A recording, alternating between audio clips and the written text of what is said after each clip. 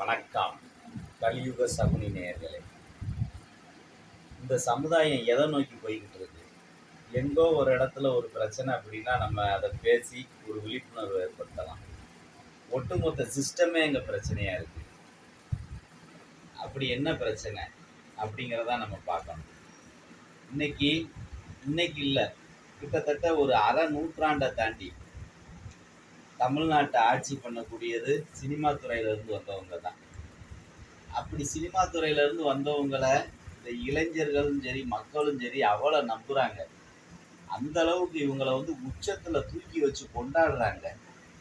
ஆனால் அவங்கக்கிட்ட ஒழுக்கங்கிறது இல்லையேங்க. சாதாரணமாக ஒரு தெருவில் நின்று ஒரு சின்ன வியாபாரம் ஒரு பொருட்டை விற்று பிழைக்கிறவங்க கூட அந்த அளவுக்கு ஒழுக்கத்தோடு வாழ்கிறாங்க நம்ம நாட்டில். ஆனால் இந்த துறையில் கோடி கோடியாக சம்பாதிக்கிறாங்க, சொகுசு வாழ்க்கை வாழ்கிறாங்க, அரசியலுக்கு வராங்க, தலைவர்கள் ஆகுறாங்க. இவங்களுக்கு பால் அபிஷேகம் வேற பண்ணுறாங்க. இந்த அளவுக்கு உயர்த்தி வச்சிருக்கிற இந்த மக்கள் அவ்வளோ நம்புகிறாங்க. ஆனால் அவங்க இந்த சமுதாயத்துக்கு என்ன கற்றுக் கொடுக்குறாங்க? அந்த திரைத்துறையில் இருந்துக்கிட்டு தவறான வழியை கற்றுக் கொடுக்குறாங்க. பெண்கள் பாதுகாப்பை பற்றி இப்போ நாடு முழுக்க ஒழிச்சுக்கிட்டு இருக்கு. பெண்கள் பாலியல் எந்த வகையிலையும் அவங்கள சீண்டக்கூடாது. பாலியலுங்கிறது அவங்களுக்கு செக்ஸுவல் ஹராஸ்மெண்ட்டுங்கிறது அவங்களுக்கு அதாவது செக்ஸுவலாக கொடுக்குற தொல்லையை விட நீங்கள் சும்மா கண்ணால் அவங்கள உத்து பார்த்தா கூட அது குற்றம்தான். அந்த அளவுக்கு சட்டங்களை மாற்றிக்கிட்டு வர்றாங்க. அப்படி இருக்கிறப்ப ஒரு வேலைக்குன்னு வந்த ஒரு பெண், பொதுவாக பெண்கள் வெளியே வர்றதே பெருசு.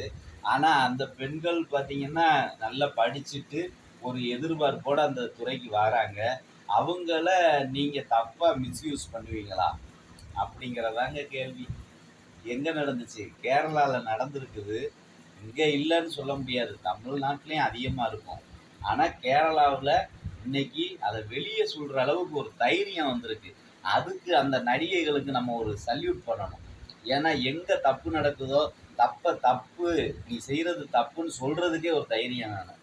அந்த தைரியம் இந்த பெண்களுக்கு இப்போ வந்திருக்குன்னு நினைக்கிறதே நம்ம ஒரு பெருமையாக நினச்சிக்கூடாது. அதுக்கு என்ன காரணம்னா, அங்கே ஹேமா கமிட்டின்னு ஒரு கமிட்டி ஆரம்பிச்சிருக்காங்க. அதில் ஜட்ஜு, டிஜிபி லெவலில் இருக்கிற நிறைய பேர் இருக்கிறாங்க. அந்த கமிட்டி கிட்டத்தட்ட 4 வருஷமாக 2016 அவங்க சில டாக்குமெண்ட்லாம் ரெடி பண்ணியிருக்காங்க. ஆனால் அது போன வருஷம்தான் அது முழுசாக முடிஞ்சு வெளியே வந்திருக்கு. அப்போ அவங்க வெளியிட்ட இதில் பார்த்தீங்கன்னா முழுக்க அந்த திரைத்துறை சமுதாயமே கேடுகட்டு போயிருக்கு. இதுக்கு ஆண்கள் வெக்கி தலை குனியணும். என்ன ஒரு உரிமை உங்களுக்கு இருக்குது இன்னொரு பெண்களை நீங்கள் தவறாக பயன்படுத்துறதுக்கு? நீ எப்படி சம்பாதிச்சு உன் குடும்பத்தை காப்பாற்றுறதுக்கு வந்திருக்கியோ அதே மாதிரி தான் அவங்களும் அவங்க குடும்பத்தை காப்பாற்றுறதுக்காக வேலைக்கு வந்திருக்காங்க. அவங்கள போய் நீ பாலியல் துன்புறுத்தல் பண்ணி அவங்களுக்கு லைஃப் இல்லாமல் பண்ணுறதுக்கு உனக்கு என்ன உரிமை இருக்குது? உன்னை அப்போ கண்மூடித்தனமாக அந்த ரசிகர்கள் உன் பின்னாடி இருக்க போய் தானே நீ இது மாதிரி தவறுகளை நீ செய்கிற. அளவுக்கு மீறி உனக்கு பணத்தை அள்ளி கொடுக்க போய் தானே நீ தவறு செய்கிற. அந்த பணம் உனக்கு எப்படி வருது? அனைத்து ரசிகரும் உன் படத்தை போய் அங்கே தியேட்டரில் உட்காந்து பார்த்தா தானே உனக்கு வருமானம். அதில் உன்னைய மட்டும் பார்க்கல, உன் கூட சக நடிகராக நடிக்கிற அந்த பெண்ணையும் தான் பார்க்குறான் ரசிகன். அவங்களையும் தான் ரசிக்கிறான். அதுக்கும் சேர்த்து தான் அவன் பணம் கொடுக்குறான். ஒவ்வொருத்தரையும் பெண்களை தூக்கி வச்சு தலையில வச்சு கொண்டாடிக்கிட்டு இருக்கான் என் ரசிகன். நயன்தாரா எல்லாம் பார்த்தீங்கன்னா லேடி சூப்பர் ஸ்டார்ன்னு சொல்கிறாங்க. அந்த அளவுக்கு உயர்வான இடத்துல ஒவ்வொருத்தரையும் வச்சு பார்க்குறோம். ஆனால் நீ என்ன பண்ணுற? அவங்களையும் தவறாக மிஸ்யூஸ் பண்ணி உனக்கு பிடிக்கலன்னா காலி பண்ணிடுவியா? இப்படியெல்லாம் மிரட்டி நீ பண்ணுவீங்களா? இந்த போக்கு சினிமா துறையில் மட்டும் இல்லை, அனைத்து துறையிலையும் இருக்க தான் செய்யுது. அப்படியாப்பட்ட ஆண்களை பெண்கள் கட்டாயம் வெளிச்சத்துக்கு கொண்டு வரணும். அவங்கள சட்ட ரீதியாக எதிர்கொள்ளணும். என்ன அந்த ஒரு வேளை போனால் அடுத்த வாழ்க்கையே இல்லையா?